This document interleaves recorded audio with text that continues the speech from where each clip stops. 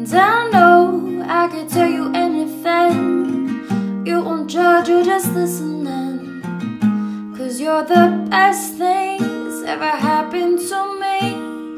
'Cause my darling, you and I could take over the world, one step at a time, just you and I. And you're the only one who brings light just like the sun, one step at a time, just you and I. Welcome back to Morning Coffee with your host, Rick Alexander. If you guys are interested in applying some of this information a little bit better, somewhere along the line of like 4 months ago, I sort of took a detour in my content creation career. And instead of just interviewing and just talking about fitness, I really dove deep into the psychological space and the emotional space. And the reason I did is because I was having all of this success athletically, and it wasn't fulfilling. And I was looking around and realizing that my life wasn't really what I wanted it to be. And so I realized that all of the sets and all of the reps, all of that stuff is amazing, and it can get you really far. But at the end of the day, if your head's a mess, it really doesn't matter what it is you're trying to do or how successful you are in that thing. You know, you'll end up looking around and realizing that it was kind of all for naught, because when we think about physical endeavors, when we think about professional endeavors, we think about striving in any way, shape, or form in this life. The reason we strive is because we assume that the attainment of that thing is going to make our life better.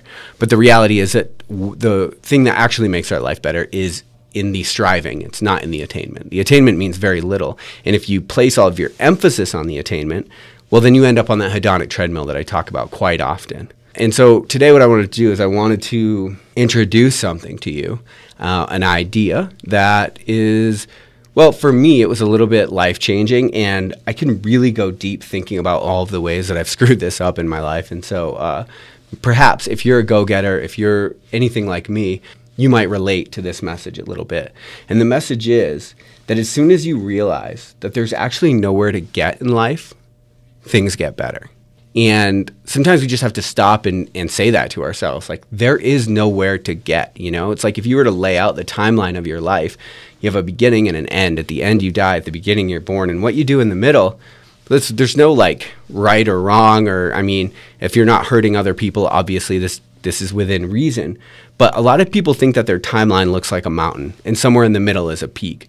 And that just isn't true. And if you act like that, you're going to get to that peak and you're going to wonder, well, what's next? Because the reality is that there is nowhere to get, and nobody's getting out of this thing alive at all. And sometimes what happens is we allow ambition to be in the driver's seat of what we're doing. And so we look for the attainment of things simply for the sake of attaining those things. And what we need to do is put ambition in the backseat, because ambition isn't an end, it's a means. It helps get us to where we want to go. But at the end of the day, if we strive just for ambition's sake, just for the sake of attainment, getting more things, we end up kind of discontent because we realize that those things were never actually going to make us any happier. And I know that that is something that's said a lot. It's not something that even necessarily needs to be repeated, because we all understand that things and material don't necessarily make us happy. There's a depth, like a profundity to life. There's a layer deeper that we need to tap into in order to really feel content. And, you know, once you get to that layer deeper, you know, it's hard to talk about this in non-religious terms, but there's a completeness that underlies everything broken.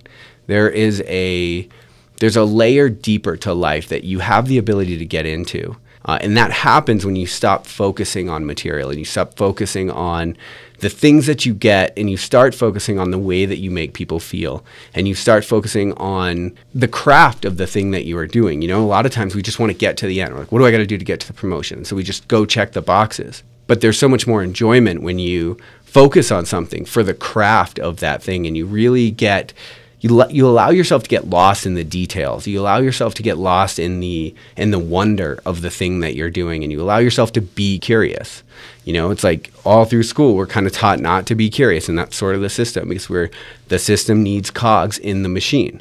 But at the end of the day, like, I just think our culture and definitely like my generation, the idea of doing things because there's nobility in just getting them done is sort of waning. It's not really resonating with people anymore. Like, people want to feel life. at a layer deeper. And I'm telling you, the way that you do that is you start focusing on the things that are known to be deeper. You start focusing on the relationship. You start focusing on the craft. You allow yourself to be curious. Like I said last week, you allow yourself to pursue the things that you love. Stop shoving yourself into a box that you don't fit just because the world says that that's what your life should look like. You know, because at the end of the day, I could say this to you so many times in so many different ways, but you really have to think through it yourself. There's nowhere to get. There is no, I've made it and now I'm done. And I think in Western culture, for whatever reason, we've started to make this idea very pervasive that there is somewhere to get. We act as if there's an endpoint to our lives, but the reality is the endpoint is death, and everybody's going there, and there's nothing anybody can do about it. Not at this point, not at this juncture in technology, we'll say. And so really think about all of the different facets of your life and what you want those to look like. You know, I know on Friday I talked about this pragmatic approach to growth and improvement. Well, that's like the key, right? It's like figure out, what do you want your physique to look like? How do you want your physiology to manifest? And then eat in a way that's going to help promote that. Find movement patterns that are going to help promote that. What are your values? You know, like one of the things I realized that I really value is vitality. And so at the end of the day, like there's nowhere to get. There's no level of energy that I'm like, perfect, this is it, and now I'm done. It's like, no, I just have to continuously remind myself that that's a value, and I need to eat in a way and set my life up in a way so that I have vitality, so that I have energy, and so that I feel like I have the ability to grow. And so a lot of it is just figuring out, like, what do you want? What do you value? What do you want your life to look like? And then you just start doing that. Like you start acting in that way. And if there are parts of your life that aren't what you want them to be, you figure out how to get them there. But there's nowhere to get. And I think that we really need to trust in this process and realize that it all is a process. And the lessons we learn, the quality of our life, it's all going to be reflected in the process. You know, none of it's going to be reflected in the medal, the time on the podium. When I do these marathons and ultra marathons and stuff, I don't ever keep the medals. And people are like, won't you want a momentum? Like, I get why people do. But for me, I have to keep reminding myself that it's not about the medal. It's not about the finish line at all. Does it feel good? Does it look back to be like, yeah, I did that thing? For sure. But what happens with people who relish on the thing that they've done, and then they forget that life is about the process, and then they try to live out like they rest on their laurels for the rest of their life. Like, think about those people and think about the quality of their life. You know, it's wild because I've had a lot of really good athletes on Lionheart Radio. And what's interesting is, you know, I've picked up on this, and obviously I don't bring it up in the show or anything, but sometimes people who found a large amount of success early on in their life, they tend to want to ride that success, and then they become this like meme or caricature of themselves almost. And you can tell that they're just hanging on to the glory days. It's like the guy that says, who talks about like high school football, and it's like, but what? You're 35, so like what have you done since then? And I think we all have to remind ourselves that there's nowhere to get. And if you feel like you've already gotten where there was to get, you're missing the boat. There's a whole bunch of life left on the table, and you don't want to leave it on the table and not experience it simply because you didn't have an ability to let the past go. And a lot of people fall into that trap, myself included. I have to always remind myself there's nowhere to get. It's all about the process. So what do you want the process to look like? You know, nobody ever asks us that in high school or college or when we're transitioning. It's like nobody ever, even transitioning out of the military, there's all this focus they had on like, what do you want to do for a job? And this is, you have to pay these bills and do this, and you have to figure out a way to get insurance. And, you know, they focus on the technicalities of it. And I understand that, because the technicalities, if you don't get them down, they can ruin you. They can fold you. But if you want to think about it in terms of happiness and not hating your life, then you have to think about what you want your life to look like. You have to realize that it's all the middle section that we get to choose. You never know what's going to happen tomorrow. You never know what's going to happen after you finish. What you do know is the next step that you're about to take. That's the only thing that you're guaranteed. So take it in a direction that's going to make you happy. I love you guys. I'll talk to you later on Morning Coffee. Your sleepy eyes when the sun pierces through, engulfed in cotton silk, satin and you, counting sheep in the afternoon. Close your eyes and I'll see you soon. Turn around, girl. Your shadow next to mine is fading away. Turn around, girl. As the sun takes the light, with the moon I'll stay. Turn around, girl. I feel that wisdom is on the way.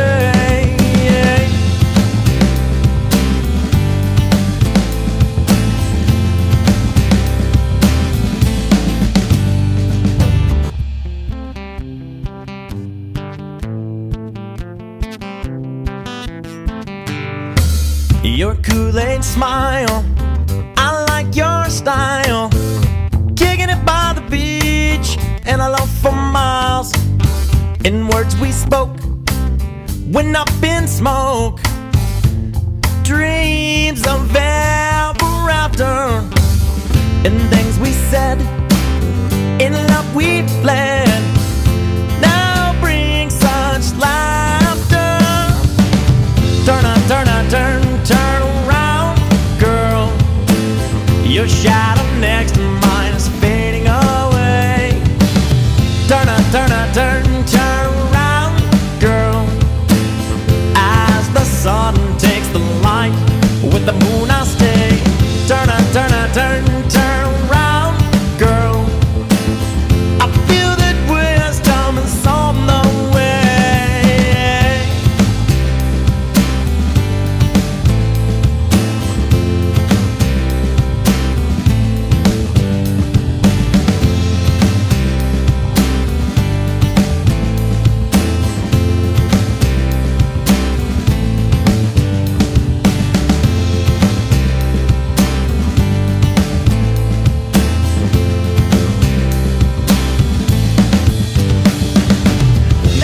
The time you see what was so sublime, from the start to the finish, at the drop of a dime. Was it special? I hope so, because in my black book you're just another hoe. So here we go, down the same road. Every little memory flushed down the commode. Is it you, girl?